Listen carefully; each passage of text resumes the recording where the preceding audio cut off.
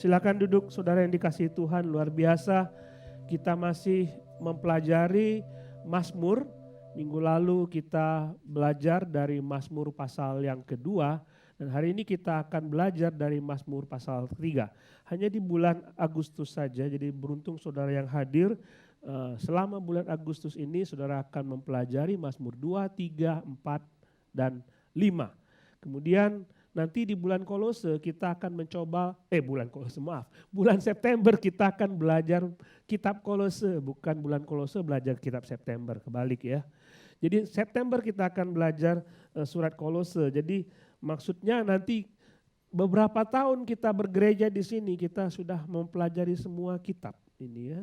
Wah ini saya sudah belajar semua ini, karena sudah mendengar khotbah di TLCC setiap minggu. Nah, kita masih belajar di di kitab Mazmur pasal yang ketiga hari ini. Saudara, Mazmur itu ditulis berdasarkan pengalaman dari setiap orang yang belajar dari Tuhan.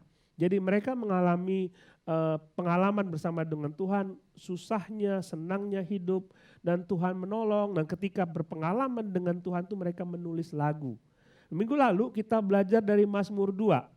Nah, Mazmur 2 ini kita melihat bahwa begitu dahsyatnya Tuhan, begitu luar biasanya dan berdaulat atas segala sesuatu. Saudara masih ingat itu bahwa Dia adalah Tuhan kita, Dia Raja kita. Tidak ada yang bisa mengalahkan Dia, tidak ada satupun kekuasaan di dunia ini yang bisa mengalahkan Dia. Nah, karena itu kita bersandar kepada Dia. Dan kita belajar bahwa tidak ada satupun yang bisa melawan kita karena Raja kita begitu dahsyat. Tidak ada satupun. Di sisi lain kita juga belajar bahwa karena Dia adalah Tuhan dan Raja kita, kita belajar bahwa Dia bukan cuma, ini banyak orang mengatakan, Dia adalah Tuhan kita, Raja kita, tidak juru selamat kita, dan tidak sepenuhnya menjadikan Dia sebagai Raja kita. Kenapa? Karena banyak orang Kristen mengaku Yesus berdaulat atas segala sesuatu, sehingga memanipulasi kata-kata itu dengan mengatakan Yesus berdaulat, berkuasa atas segala sesuatu sehingga apapun kebutuhanku Dia bisa penuhi. Oke, Dia bisa penuhi, Dia bisa cukupkan. Dan setiap ketika Tuhan kita luar biasa, kita selalu mengatakan apapun persoalanku Tuhan bisa bereskan. Amin. Tetapi kalau Dia adalah Tuhan kita yang berdaulat atas segala sesuatu, pertanyaannya adalah apakah Dia berdaulat atas hidup kita? Ini yang menjadi pertanyaan. Karena banyak orang hanya menjadikan Yesus Kristus sebagai apa? Serba, apa aja ada. Tapi ketika Tuhan meminta kita melakukan sesuatu, kita tidak mau. Kita tidak memilah-milah berkat Tuhan. Apapun yang Tuhan beri, saya akan terima. Tapi kita memilah-milah perintah Tuhan. Ini yang salah dari kehidupan orang Kristen. Dan saudara tahu bahwa Tuhan itu sungguh baik dalam hidup kita. Dia masih memberikan banyak sesuatu berkat kepada kita. Dia masih memberikan terus kesempatan kepada kita. Sekalipun kita memberontak kepada Dia. Minggu lalu kita melihat Dia Raja kita. Dia berdaulat atas hidup kita. Dan kali ini kita akan melihat Dia sungguh amat baik dalam hidup kita. Sekalipun kita sendiri memberontak kepada Dia. Lihat Mazmur pasal 2, kita akan melihat dari Mazmur pasal 2 ini. Saudara, Mazmur pasal 2, 3, 4, 5, 6, 7, saudara baca di situ, saudara akan ketemu dengan keluhan-keluhan pemazmur, teriakan pemazmur, penderitaan si pemazmur untuk diungkapkan kepada Tuhan. Jadi ini lagu yang dia tulis ya. Jadi Mazmur itu artinya lagu, syair lagu. Tidak seperti lagu-lagu lain, Mazmur itu ditulis berdasarkan pengalaman. Jadi dia mengalami sesuatu dan dia menderita, lalu dia cerita kepada Tuhan, penderitaannya itu dia ungkapkan kepada Tuhan. Lalu dia bebas dari penderitaan itu, dia juga ungkapkan itu kepada Tuhan. Dia lagi berdosa, dia ungkapkan itu kepada Tuhan. Ini jadi berdasarkan pengalaman rohani tiap-tiap orang. Jadi ada banyak lagu yang ditulis yang bukan berdasarkan pengalaman mereka. Gitu kan? Pura-pura aja. Ini dialami semua orang loh lagu ini. Iya, tapi you sendiri alami tidak? Belum tentu dia alami. Ini kekuatan dari pemazmur. Saudara nanti saudara di rumah buka Mazmur 2, 3, 4, 5, 6, 7. Saudara akan merasa sangat terhibur dari kata-kata pemazmur. Dan di dalam Mazmur 2, 3, 4, 5, 6, 7 itu saudara akan menemukan bahwa pemazmur berada di dalam keadaan tertekan. Dan banyak kisah di dalam pemazmur. Daud berkata dalam Mazmur pasal 42, 43, why you so don't care of my soul? Mengapa engkau tertekan, hai jiwaku? Dia merasa ada sesuatu tekanan yang ada di dalam dirinya. Dan saudara, Mazmur pasal 2 ini juga merefleksikan hal yang sama ketika banyak orang Kristen berada di dalam tekanan. Daud berada di dalam tekanan. Coba kita membaca Mazmur pasal yang ketiga, Mazmur pasal ketiga, ayat 1 sampai yang ketiga. Mazmur Daud ketika ia lari dari Absalom anaknya. Ya Tuhan, betapa banyaknya lawanku, banyak orang yang bangkit menyerang aku. Banyak orang yang berkata tentang aku, baginya tidak ada pertolongan daripada Allah. Ada kata Sela di situ. Bukan berarti saya tulis di situ karena nama anak saya Sela. Ada hanya anak saya itu tidak ada kata, tidak ada hanya. Sela itu banyak tafsiran, tidak kurang jelas juga, tapi biasanya itu membiarkan musik untuk bernyanyi, lalu kita merenungkan apa yang tadi diucapkan. Jadi saudara nanti kita akan lihat poin-poin ini, saudara renungkan apa yang diucapkan oleh firman Tuhan. Ya aku juga mengalami itu. Bagian kita, saatnya kita tenang, kita mengalami. Nah saudara lihat ini, Daud berkata, ya Tuhan betapa banyaknya lawanku.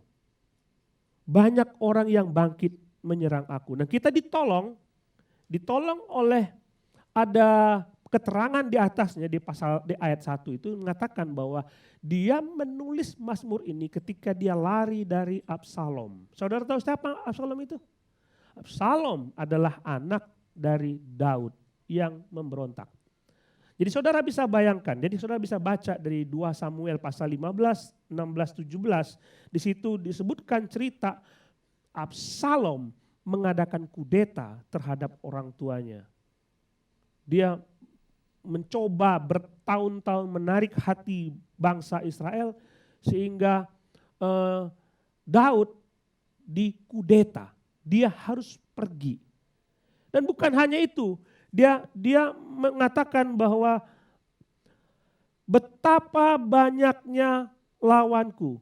Saudara lihat sini, dalam ayat 1 ini dia bicara kepada Yehova, Allah, kepada Tuhan yang diucapkan namanya ketika Musa melihat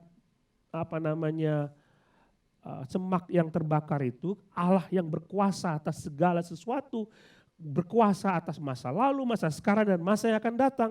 Dia berkata mencurahkan perasaannya kepada Tuhan. Jadi ketika dia berada dalam tekanan seperti ini, dia mencurahkan perasaannya kepada Tuhan. Nah, saudara lihat, ini Daud loh, dia raja.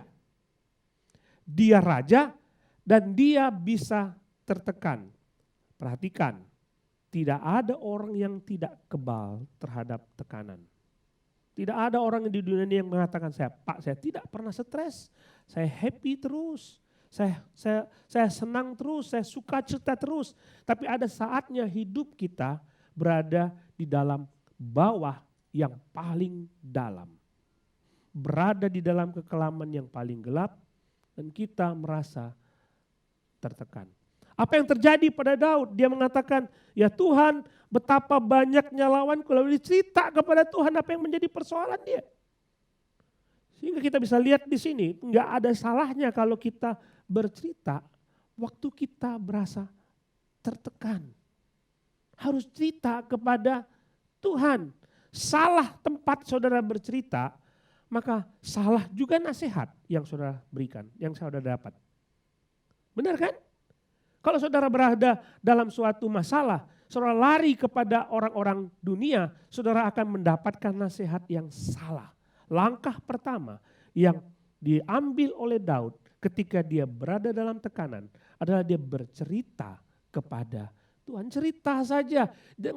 Mungkin dengan cerita seperti itu, saudara mungkin kadang-kadang gini loh, kita tuh suka kalau berdoa ya, sedang sakit ya. Tuhan aku sakit, tolong sembuhkan. Kita banyak permintaan, sembuhkan ini, saya mau gini sembuhkan. Coba kalau ungkapkan, Tuhan ini loh, ini perutku bagian sini sakit dan kalau aku sedang bangkit dari tempat dudukku terasa sakit sekali. Itu kan hal yang biasa maksudnya. Kita cerita seperti kepada orang lain, padahal dia Tuhan kita. Hal seperti itu membuat kita merasa tenang. Karena kita tahu kepada siapa kita bercerita dan dia mau mendengarkan kepada kita. Mendengarkan keluhan kita. Jadi pada waktu Daud mengatakan, ya Tuhan betapa banyaknya lawanku. Dan kita akan lihat apa yang terjadi pada Daud. Karena tadi disebutkan dia lari dari Absalom anaknya. Bagaimana perasaan saudara kalau ada anak ingin membunuh saudara? Kita bunuh anak kita. Kita tidak bunuh, dia ngancam kita. Itu perasaan Daud. Bisa gak dia melawan Absalom? Dia bisa kerahkan.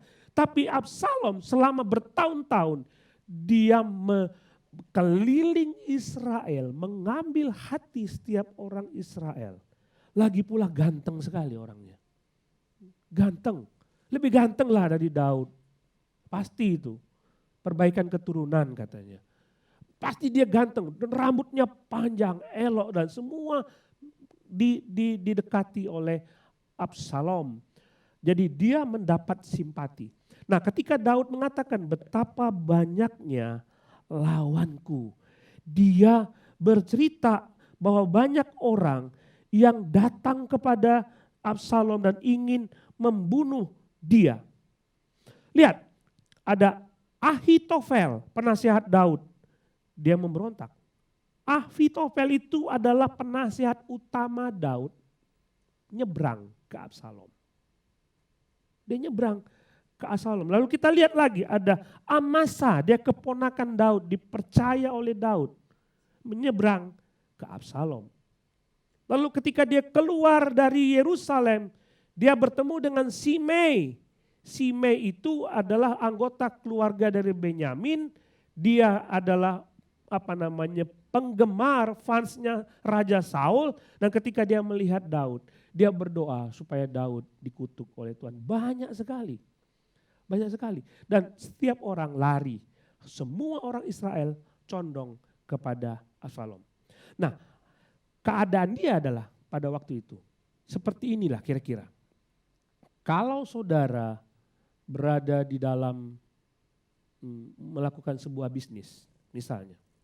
Saudara punya bisnis. Dan bisnis saudara bangkrut karena ditipu oleh rekan kerja. Bangkrut, ditipu oleh rekan kerja. Dan saudara minta tolong dengan teman-teman yang lain dan tidak ada yang mau menolong saudara karena semua udah lari ke teman yang menipu saudara itu. Tidak ada yang menolong. Dan saudara susah sekali, keluarga mungkin ada tagihan yang mesti dibayar dan keluarga kacau. Lalu saudara karena dalam keadaan tertekan itu, saudara pergi ke dokter dan dokter bilang kamu punya penyakit stadium, kanker stadium lanjut dan ini tidak akan bisa diobati. Mungkin seperti itu. Karena kalau kita lihat Daud, dia diancam untuk dibunuh. Saudara, keadaan Daud berat sekali. Berat sekali. Kita semua punya tekanan-tekanan seperti itu. Kita punya stres. Mungkin persoalannya berbeda. Tapi paling tidak kita semua punya persoalan sendiri. Dan kita berat sekali untuk menghadapi itu. Dan kita mengatakan semua tidak memihak kepada saya. Semua tidak suka kepada saya. Sudah berada di dalam sebuah keadaan yang menyedihkan.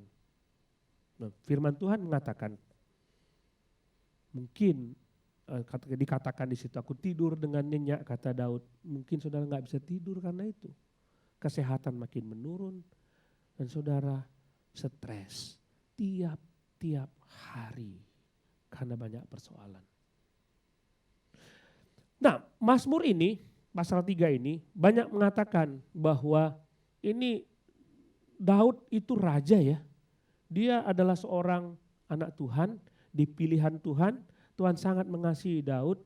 Dan di situ disebutkan banyak penafsir mengatakan Mazmur pasal 3 ini itu terjadi kepada Daud ketika anaknya mengkudeta dia, terjadi kepada Daud karena dosa dia ketika dia menghampiri Batsheba dan dia selingkuh di situ.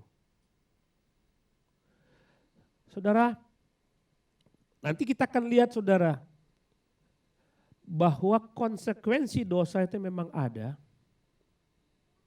Terjadi kepada seseorang, walaupun dia anak Tuhan, Tuhan memberikan hukuman kepada dia. Tapi di sisi lain, Tuhan tetap sayang. Tuhan tetap mengasihi.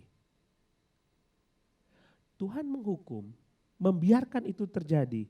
Ketika saudara menderita, terjadi. Tapi di sisi lain, Tuhan pelihara dan ingin saudara belajar bergantung kepada Dia. Bukan berkata kepada yang lain. Tuhan, betapa banyaknya lawanku.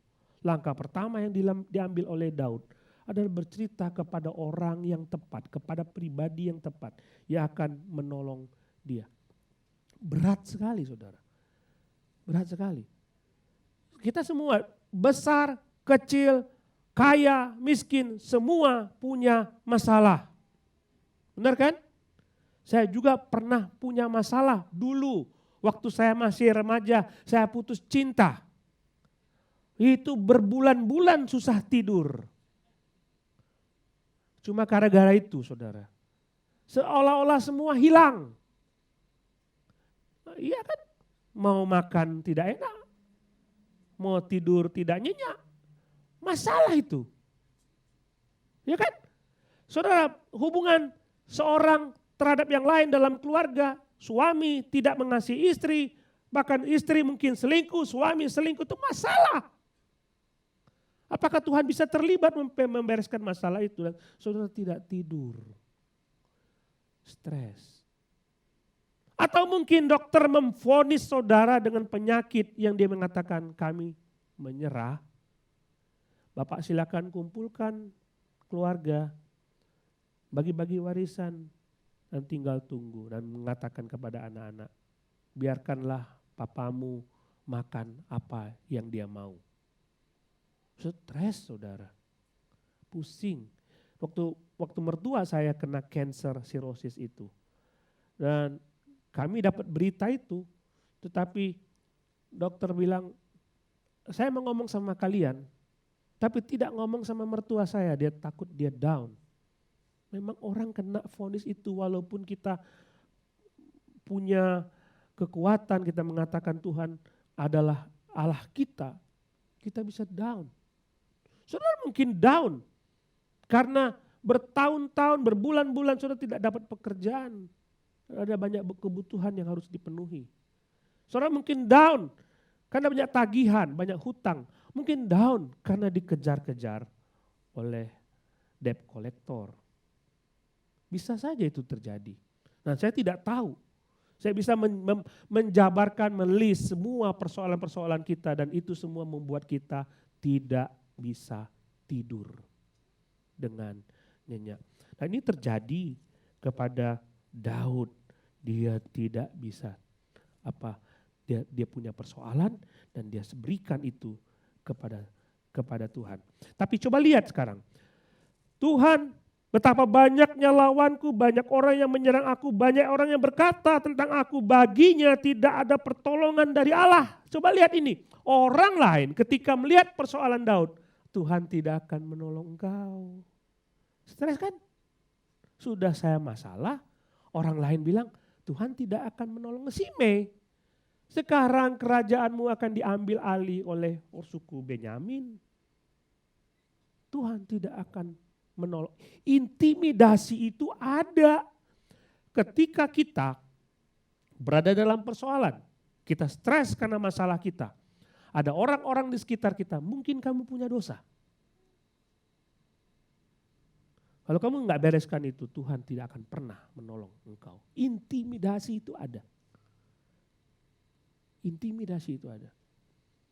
Dan kau tidak akan bisa keluar dari persoalan. Jadi kayak seperti lagu itu. Terlambat sudah. Tidak ada jalan keluar dari setiap persoalan kita. Setiap orang bilang. Dan kita stres. Kita stres. Apa yang Daud lakukan? Dia cerita kepada Tuhan. Hal yang paling utama, saudara harus cerita kepada Tuhan. Lihat saudara, ayat 4, ini yang sungguh luar biasa. Ayat 4 disebutkan di situ. Tetapi engkau Tuhan adalah perisai yang melindungi aku. Engkaulah kemuliaanku dan yang mengangkat kepalaku. Ini seperti begini, ketika saudara datang ke rumah sakit dan didiagnosa menghadapi penyakit tertentu dan dokter mengatakan kami sudah coba obat ini, kami sudah coba obat ini, kami sudah melakukan segala sesuatu dan tim kami mengatakan kami tidak sanggup lagi. Sudah tidak ada jalan keluar. Kemudian dokter bilang, tetapi dia diam. Saudara kan pasti, tetapi apa dokter? Kata tetapi rupanya membuat kita sadar ada celah di situ untuk seluruh persoalan hidup kita. Tetapi dia mengatakan ini semua tidak ada solusinya. Orang bilang begini, ini meninggalkan aku, kerajaanku udah diambil, aku terancam malam ini, mungkin malam ini aku terbunuh, mungkin besok aku terbunuh, aku tidak tahu. Tapi yang jelas semua orang meninggalkan aku dan semua mengatakan tidak ada yang bisa menolong aku. Lalu dia bilang, tetapi ada kontradiksi di situ. Ada satu lagu, saya senang lagu itu cukup panjang. Judulnya But God.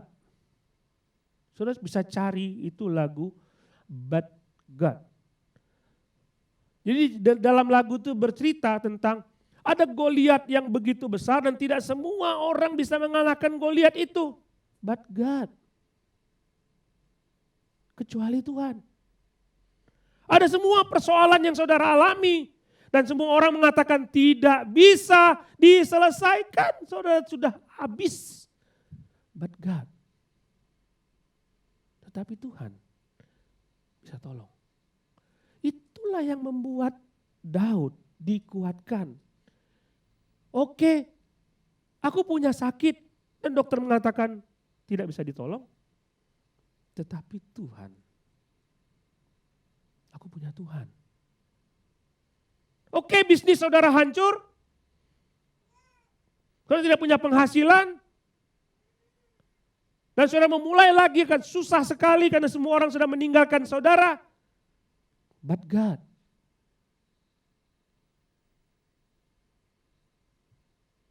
Oke, saudara mengatakan saudara punya hutang begitu besar. Dan debt collector sudah mengancam saudara. Sudah tidak bisa melakukan apa-apa karena semua harta sudah dijual untuk membayar hutang tapi tidak pernah lunas. But God, ingat itu ketika semua jalan buntu masih ada celah yaitu Allah sendiri yang bisa menolong. Daud mengatakan, tetapi engkau Tuhan adalah perisaiku yang melindungi aku. Saudara perhatikan, dia itu terancam malam itu. Dia mengungsi ke tempat lain dan orang-orang Absalom sudah mengincar di mana Daud berada. Dan dia tidak mengatakan kepada tentaranya, kamu semua berbaris kelilingi aku. Dia tidak bersandar kepada tentaranya karena dia tahu itu sia-sia. Dia mengatakan, engkau Tuhan perisaiku. Engkau dapat menolong aku. Masalahnya Daud belum selesai. Tapi ketika dia datang kepada Tuhan, mendengar kata, but God. Tetapi Tuhan itu membuat dia lega. Lihat saudara, lihat di situ. Dengan nyaring, aku berseru kepada Tuhan dan Dia menjawab aku dari gunungnya yang kudus. Ayat 6, aku membaringkan diri, lalu tidur. Masalahnya selesai belum? Belum. Masalahnya belum selesai. Berapa orang di antara kita yang punya persoalan gak bisa tidur? Sebelum masalah selesai. Tapi keyakinan bahwa Allah akan membereskan persoalan itu membuat Daud bisa tidur malam itu dan bangun dengan tubuh yang kuat, segar. Saudara-saudara punya Tuhan. Dia bisa menolong. Gak peduli. Coba lihat lagi saudara, ini ayat yang ke-8 ini. Dengan nyaring aku berseru kepada Tuhan dan Ia menjawab aku dari gunungnya yang kudus. Aku berseru kepada Tuhan, berarti dia berdoa kepada Tuhan bahwa Tuhan sanggup untuk menjawabnya. Bahkan dia mengatakan, Ia menjawab aku di gunungnya yang kudus. Orang Israel kalau berdoa, mereka pergi ke bait Allah dan mereka berdoa di situ. Tapi dia bilang, di gunung yang kudus ini, dia pergi ke Bukit Zaitun dan dia berdoa di situ, di tempat lain. Dia bisa berdoa di situ dan Tuhan menjawab aku, Tuhanku adalah Tuhan yang luar biasa. Tidak perlu aku berdoa di bait Allah, karena Allahku, Allah yang maha hadir. Dia hadir bersama dengan aku di setiap persoalan hidupku. Dan dia berseru kepada Tuhan, dia minta supaya Tuhan menolong dia dan dia yakin Tuhan menjawab. Berdoa kepada Tuhan. Minggu ini saya bertemu dengan seorang, dia mengaku orang Kristen saudara, setia kepada Tuhan dan dia punya persoalan. Dia punya persoalan dan dia mengatakan persoalannya gini. Lalu saya mengatakan, kamu sudah datang belum berdoa kepada Tuhan? Dia bilang begini, tetapi persoalannya bukan di Tuhan. Persoalannya ada di pasanganku, di orang tuaku, di anak-anakku. Persoalannya pada diriku sendiri. Dan dia mengatakan, akulah yang mesti melakukan sesuatu, bukan Tuhan. Jadi dia berpikir, ini bukan ranahnya Tuhan, kalau yang harus dirubah adalah manusianya, bukan Tuhannya yang harus mengubah manusia itu. Jadi dalam pikiran dia adalah, kalau ingin melakukan sesuatu dan pikiran otak saya, logika saya mengatakan orang ini harus berubah dan Tuhan tidak akan sanggup mengubah dia kecuali orang itu mengubah dirinya sendiri. Dan dia menutup segala sesuatu kemungkinan di mana Tuhan bisa bertindak. Sehingga dia mengatakan Tuhan tidak bisa melakukan apapun kecuali orang itu yang melakukan sesuatu. Jadi saudara begini, kadang-kadang kita tidak mau datang kepada Tuhan, kita sudah menutup segala kemungkinan. Karena berdasarkan logika kita ini tidak mampu dan Tuhan pasti tidak bisa. Kenapa tidak datang kepada Tuhan berdoa? Kenapa tidak berdoa? Daud dengan yakin, dengan nyaring, aku berseru kepada Tuhan. Ia menjawab aku dari gunungnya yang kudus. Dia memberikan kelegaan kepada kita, sudahlah. Serahkan semua kepada Tuhan, sekalipun masalahmu mungkin lama selesainya, tapi paling tidak ada damai sejahtera dalam dirimu. Biarkan Tuhan yang membereskan dirimu terlebih dahulu, sehingga engkau ada kedamaian. Bisa tidur, bisa makan dengan nyenyak, Tuhan bisa bereskan itu. Masalahnya belum selesai, tapi ketika dia berdoa malam itu, ada damai dalam dirinya. Saya tidak tahu saudara, berapa lama saudara hanya bergantung damai sejahteramu kepada keadaanmu, bukan kepada Tuhan. Kenapa kita harus tenang kalau keadaan kita beres? Kenapa kita tidak bergantung kepada Tuhan? Tuhan berikan aku damai sejahtera, berikan aku kelegaan. Daud lega, bisa tidur. Saya harap saudara begitu. Bukannya keluar dari tempat ini masalah saudara beres. Belum tentu. Mungkin Tuhan izinkan itu terjadi. Tuhan izinkan itu terjadi. Sehingga saudara bisa lega. Dan bersandar terus kepada Tuhan. Tuhan berikan kelegaan. Jadi saudara datang kepada Tuhan, Dia berikan kelegaan. Kita lihat ayat berikutnya. Aku membaringkan diri, lalu tidur, aku bangun, sebab Tuhan menopang aku. Aku tidak takut kepada puluhan ribu orang yang siap mengepung aku. Aku gak takut. Saudara ingat Mazmur, coba saya cari Mazmurnya ya. Mazmur 91. Mazmur 91, kita pernah mempelajari ayat ini. Mazmur 91. Ayat 4 saya bacakan. Saudara buka Alkitab saudara lihat di situ. Mazmur 91. Dengan kepaknya ia menudungi engkau. Di bawah sayapnya engkau akan berlindung. Kesetiaannya ialah perisai dan pagar tembok. Engkau tidak usah takut terhadap kedahsyatan malam, terhadap panah yang terbang di waktu siang, terhadap penyakit sampal yang berjalan dalam gelap, terhadap penyakit menular yang mengamuk di waktu pedang. Walau 1000 rebah di sisimu dan 10.000 rebah di sebelah kananmu, tetapi tidak akan menimpa engkau. Engkau hanya menontonnya dengan matamu sendiri, melihat pembalasan terhadap orang-orang fasik. Sebab Tuhan ialah tempat perlindunganmu, yang maha tinggi telah kau buat tempat perteduhanmu. Malapetaka tidak akan menimpa kamu, tulah pun tidak akan mendekat kepada kemahmu. Sebab malaikat-malaikatnya diperintahkannya kepadamu untuk menjaga engkau di segala jalanmu. Walaupun mungkin malam itu Absalom dengan 1000 anak panahnya menembakkan anak panahnya dan mungkin Daud terancam. Tuhan mengatakan, aku tidak akan terkena anak panah itu sedikit pun. Nah, Tuhanlah yang melindungi aku. Kita punya Tuhan yang melindungi kita. So apa yang harus kita takutkan?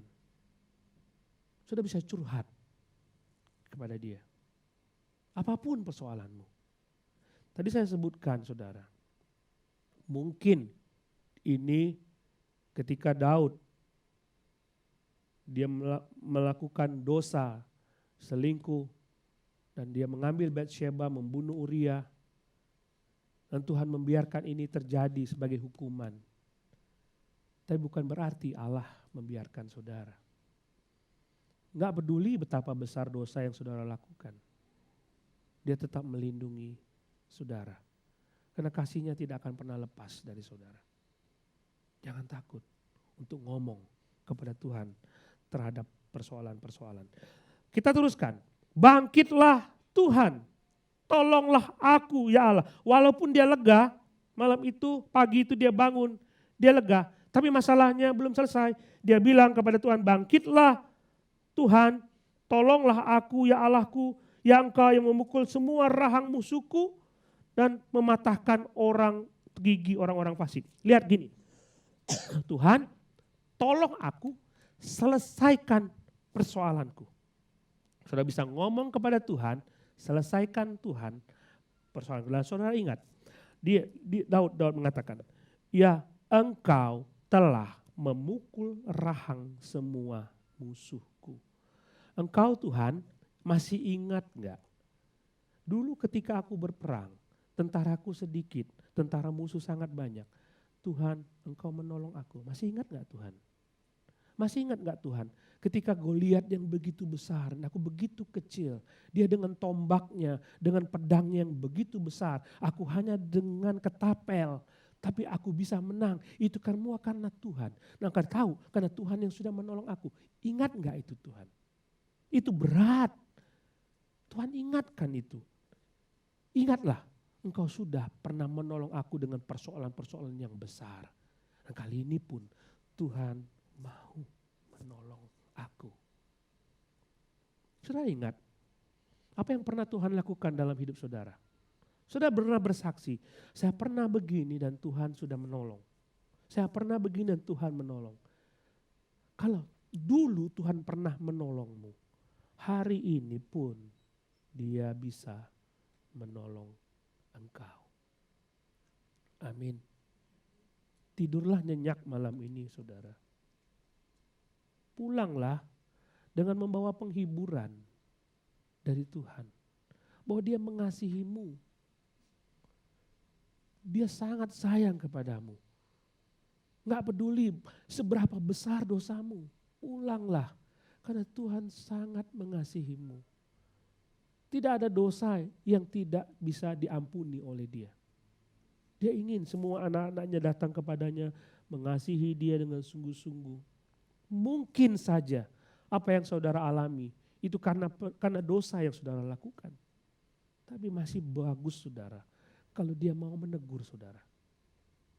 Itu kan ditegur. Masih bagus. Saya ingin mengajak saudara menutup dengan sebuah ayat firman Tuhan. Perhatikan 1 Korintus 15 ayat 56. 1 Korintus 15 ayat 56. Sebab sengat maut ialah dosa. Dan kuasa dosa ialah hukum Taurat. Tetapi syukur kepada Allah telah memberikan kepada kita kemenangan oleh Yesus Kristus Tuhan kita. Siapa yang bisa mengalahkan dosa? Dosa upahnya maut. Dan sudah tahu setiap orang yang berdosa pasti akan dihukum di dalam kekekalan. Dan tidak ada orang bisa lepas dari itu. But God. Tetapi Allah. Tapi syukur kepada Allah. Melalui Yesus Kristus Dia bisa membebaskan kita dari dosa kita. Dan kita bisa menerima kemuliaan bersama-sama dengan Dia. Oleh karena itu kalau saudara belum merasa bebas dari dosa, belum merasa bebas dari kesalahan-kesalahan, sudah tidak tahu apakah saudara akan menerima surga atau tidak, syukur kepada Allah Dia beri kita jalan keluar. Jadi kalau saudara belum terima Yesus, terimalah Dia hari ini. Tantangan saya, pulanglah, tidurlah dengan nyenyak, karena Allah akan membebaskan saudara. Mari kita berdoa.